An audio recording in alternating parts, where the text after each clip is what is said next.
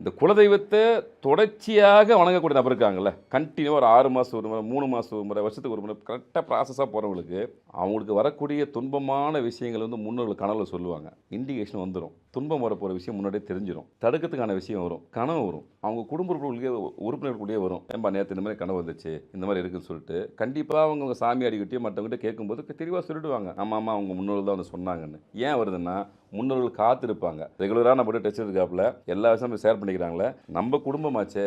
அப்போது இறைவன் அவனுக்கு வந்து கர்ம வழிப்படி ஒரு சில துன்பமான சூழ்நிலை அந்த குடும்பத்துக்கு தர வேண்டிய நிலை இருந்தாலும் அதை குறைச்சி பாதுகாப்பாக போப்பான்ற ஒரு வழிகாட்டுதல் யார் கொடுப்பா? உங்கள் குலதெய்வம் கொடுக்கும். அப்படியெல்லாம் முன்னே இருந்தவங்களால தான் செல்வ செழிப்போடு இருந்தாங்க. ஒரு 9 குழந்தைய பெற்றுனாங்க. மிகப்பெரிய கூட்டு குடும்பமாக இருந்தாங்க. நல்லா வசதியாக இருந்தாங்க. நீண்ட ஆயுளோடு வாழ்ந்தாங்க.